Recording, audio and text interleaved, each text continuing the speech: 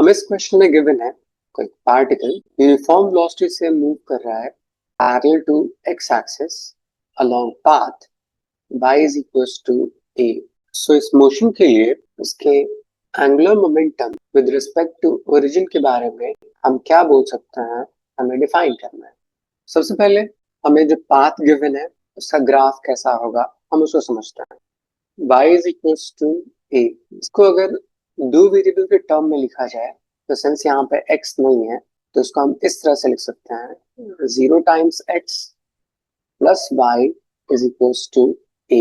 अब यहाँ पे x की कुछ भी वैल्यू पुट की जाए तो सिंस उसके साथ 0 मल्टीप्लाइड है तो वैल्यू 0 ही होगी, तो y की हमेशा वैल्यू a होगी। सो x की वैल्यू अगर पुट किया जाए 1 2 3 4 एंड सो ऑन, तो y की वैल्यू हमेशा a के इक्वल होगी, a a a a and so on. So इस पर्टिकुलर टर्म को हम ये बोल सकते हैं कि सिर्फ x की वैल्यू चेंज कर रही है, y की वैल्यू में कोई चेंज नहीं हो रहा। फर्दर दोनों पावर 1 1 है तो ग्राफ स्ट्रेट लाइन, जिस टर्म में सिर्फ x चेंज कर रहा है y की वैल्यू में कोई चेंज नहीं हो रहा, so it will be straight line parallel to x axis and passing through a, ऐसा कुछ होगा। सो हम यहाँ से कंक्लूड कर सकते हैं कि y is equals to a, it will be straight line parallel to x-axis and passing through 0, a। So graphically ये कुछ ऐसा दिखाई देगा। अब इसमें कोई पार्टिकल मूव कर रहा है along this path, so उसके लिए एंगुलर मोमेंटम अबाउट ओरिजिन कितना होगा हमें कैलकुलेट करना है। So let's say particle initially किसी इस पॉइंट पे था, उस पॉइंट का नाम A, moving towards right side having momentum mv। तो उस पॉइंट A के लिए about origin angular momentum calculate किया जाए। So angular momentum of point A with respect to origin, किसी भी स्ट्रेट मूविंग बॉडी के लिए angular momentum r times p times sine theta इसके इक्वल होता है।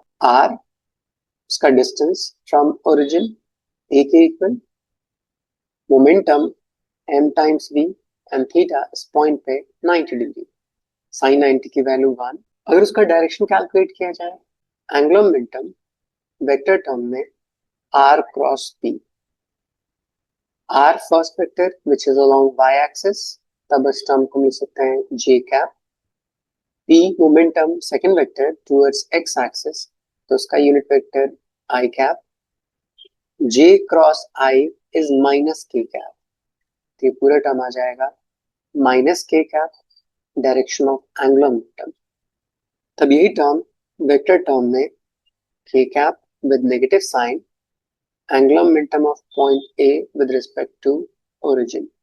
सिमिलरली किसी भी एक दूसरे पॉइंट लेट्स से B, उसका distance from origin let's say r1, inclination θ1।